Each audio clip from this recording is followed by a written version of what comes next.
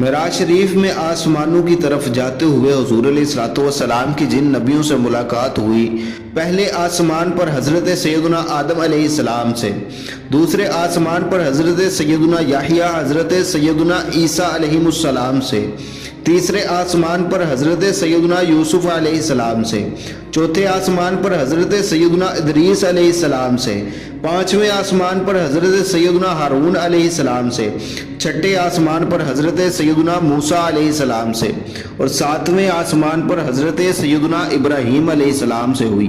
یہ تھا مختصر سا واقعہ معراج شریف کا۔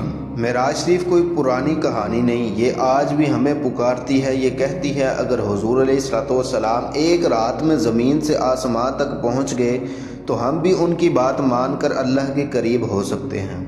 نماز وہ سیڑھی ہے جو معراج سے ملی، جو اسے تھام لے وہ کبھی نیچے نہیں گرتا۔ آؤ عہد کریں، نبی کریم علیہ الصلوۃ والسلام کا ذکر آئے تو دل سے حضور علیہ الصلوۃ والسلام پر درود پڑھیں گے۔